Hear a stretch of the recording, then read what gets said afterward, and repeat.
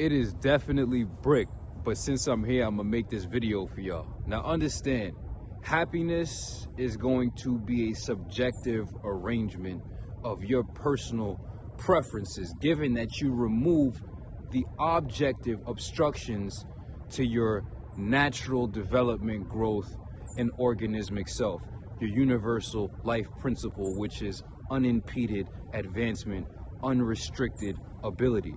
That means the objective pre-qualifiers, the prerequisites to actually have actual happiness is to be sober, to be fit, to be educated, enlightened, and to be wealthy, rich, to be free of monetary concerns, aka material wants, pressures, and needs, to have the education. We're going in reverse: sober, fit, enlightened, rich. Now we're going rich, free from the monetary concerns, free from the confusions and the perplexes of living in a world that you don't comprehend, right? Then going into being fit, having the physical freedom, the independence, the physical ability to run, jump, move, push, pull, do what you need to do as you need to do it physically. This soul operating in a vehicle. Your soul is in a vehicle, so having that car riding around in a supercharged vehicle because you tuned it up and you made sure that you put detailed attention into sprucing your car up instead of riding around in a fucking bucket like the rest of these bitch ass motherfuckers. And then being sober, which is emotional freedom, emotional independence, because what is drug or substance use, substance dependence, drug dependency, other than emotional dependency? It's you being emotionally reliant on some external and at the same time poisonous habit, right? So sober, fit, enlightened, and rich is not simply about some virtue signaling. Sober, fit, enlightened, and rich are the objective prerequisites to a life unbridled, to a soul without limitations, constraints, and restraints upon itself. It has grown into fulfillment. It has grown into that space of being able to be free. No one's going to be able to give you these things. You must grow from the inside outward. Now, I can't tell you after you become sober, fit, enlightened, and rich, sober, fit, enlightened, and wealthy, right? Because the wealth is going to have money in perpetuity. Richness is just money in the moment. Wealth is asset that generates perpetual income, right? So once you have sober, fit, enlightened, rich, and wealthy settled, now I can't tell you what's going to be happy.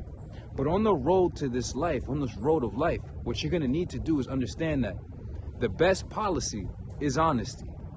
If you choose to be honest about what you're unhappy about, if you choose to be unrestrictedly honest, absolutely honest about what you're unsatisfied about, and you take the attitude of being more dissatisfied with yourself for being dishonest, you will put yourself in a better position to grow than anybody else who has a motivation based on a carrot on a stick or somebody having a stick and beating a donkey, right? Extrinsic motivation is the donkey getting hit by the guy or getting whipped so that the donkey gotta move. Another form of motivation is having the carrot dangle in front of the fucking donkey so the donkey thinks it's gonna get the carrot, so the only reason the donkey's moving is because of the carrot or the whip, the carrot or the stick. But when you position yourself and your attitude towards life around your honesty, because your honesty as a quality is your relationship to everything possible.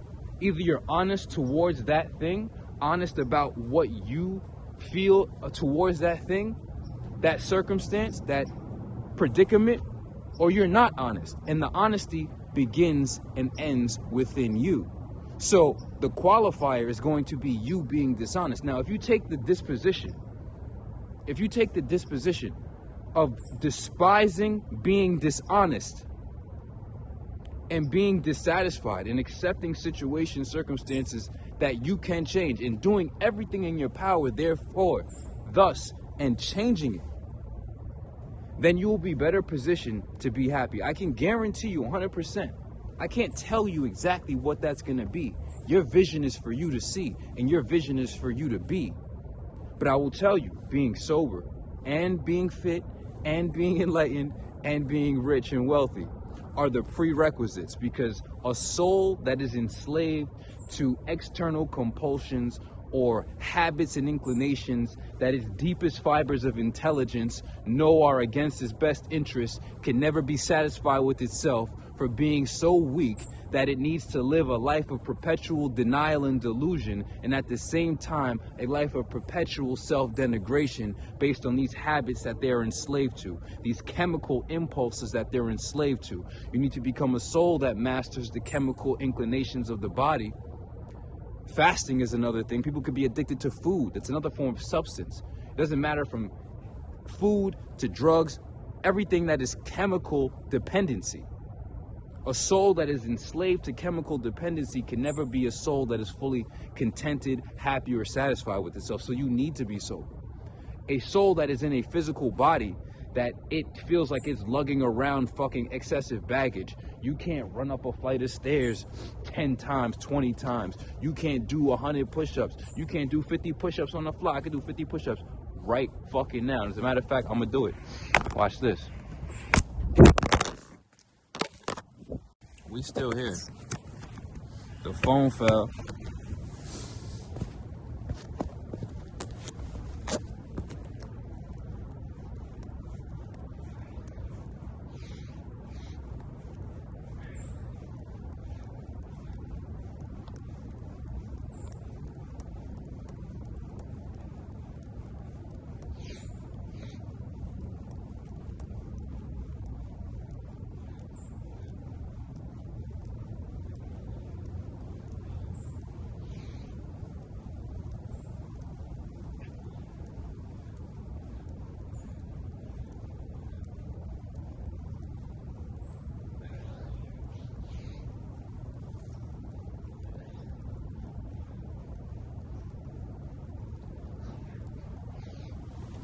Right?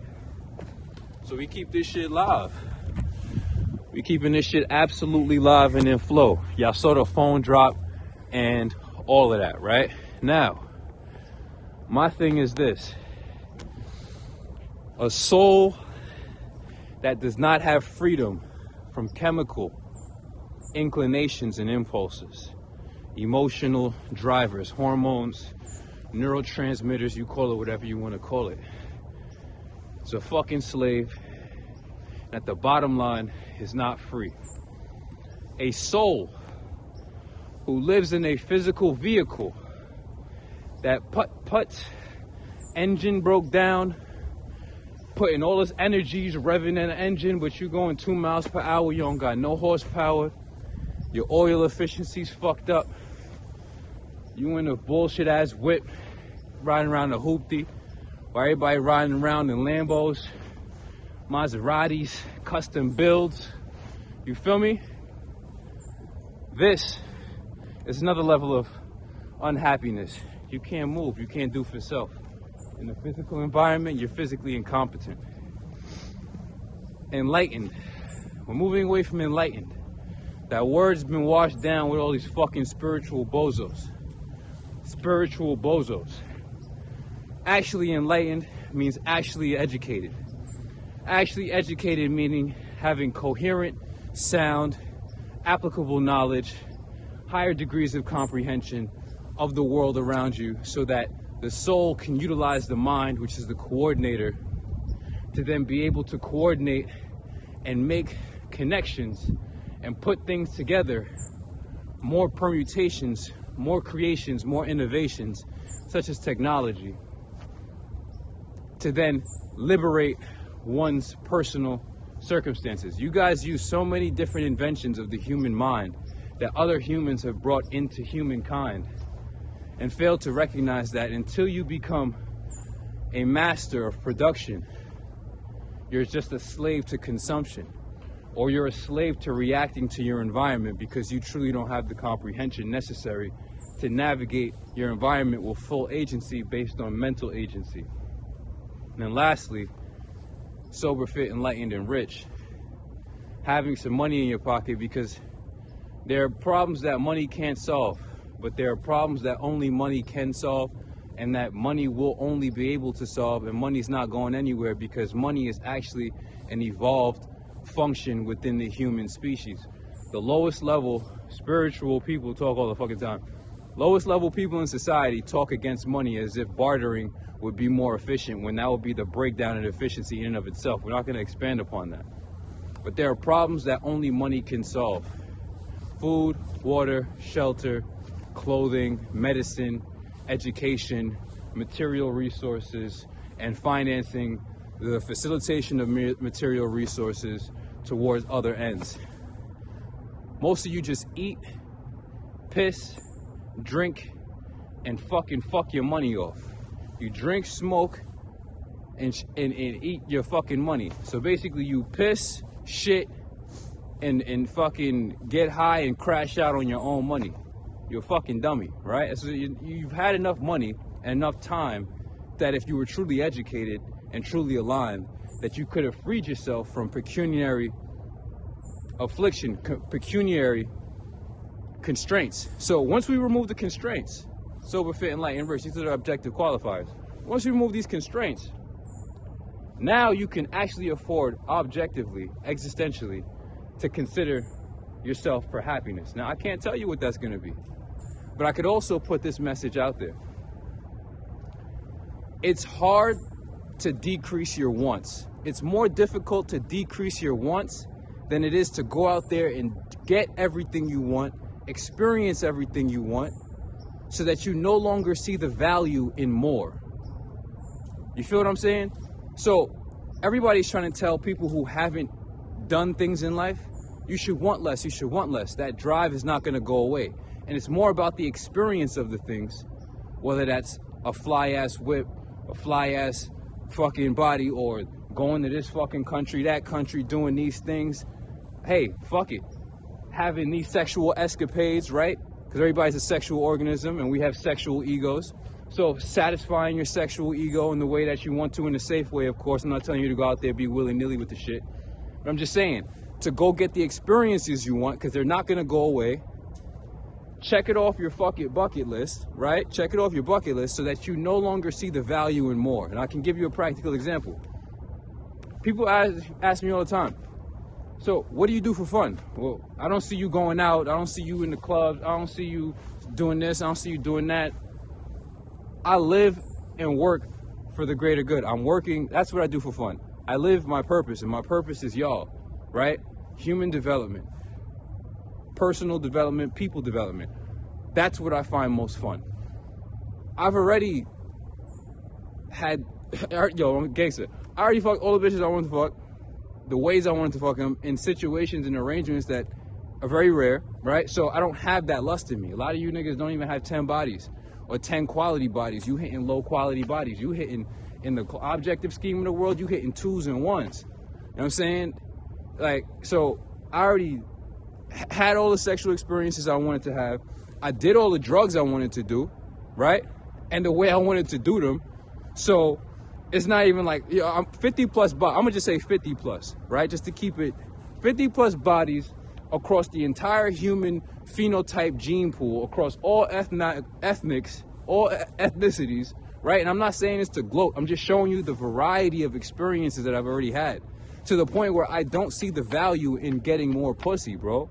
You see what I'm saying? You do the same things and they become redundant. And once you realize most people are living redundant lives, executing the same behaviors but not making any progress, not moving any of the needle, right? The needle's not moving.